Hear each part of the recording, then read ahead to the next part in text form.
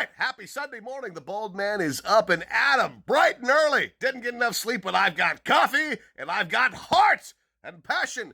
Today is a leveling and mixing day. It's not going to be nearly as much of a brain drain as yesterday, where I was composing for 14 hours fucking straight. Oh my God, I was Swiss cheese. I was shouting about the evils of ice in a bar, amusing the bartender.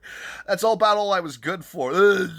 Caveman, ice evil. And look, ice is evil, but there are more nuanced ways of conveying that information. Anyway, I have managed to sleep. Today is not going to be as much of a brain drain because it's about leveling and mixing and getting the dialogue at the top of the mix. I am going through systematically and surgically through a tool put out by iZotope called RX, which I highly recommend. I'm leveling the dialogue. I'm trying to preserve as much of the dynamics as possible. And by dynamics, we're talking when people talk, sometimes they're loud and sometimes they're soft. And that doesn't fly when you have a lot of other things on the spectrum, on the audio spectrum.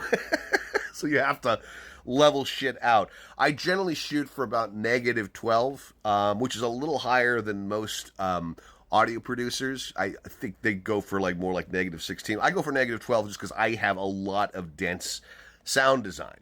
And I do feel that the dialogue needs to be at the top. And as long as it doesn't peak, you're fine.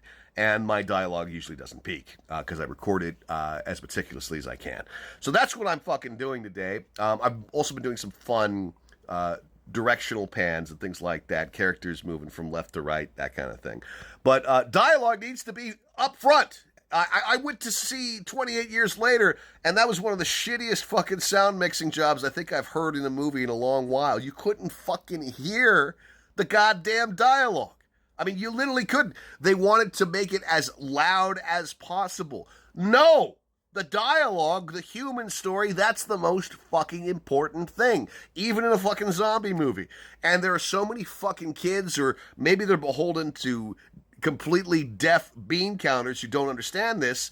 Oh, yeah, we need a loud movie to push into, all the multiplexes. No, you need to have the dialogue at the top. You can still make it loud, but if you can't fucking hear the dialogue, there's no point. I mean, film and television now, they're using every amount of the spectrum, and they don't know how to mix. I'm sorry, even if you have a great fucking music track, even if you have great explosions, if you can't hear the dialogue, it's completely pointless.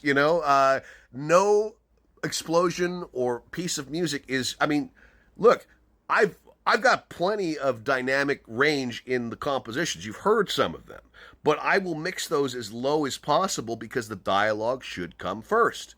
That is the mixing I've always known, and that's the mixing that many of you probably grew up with. But anyway, I'll spare you my fucking soapbox speech because I can go on for 10 minutes. But hope you're having a wonderful weekend.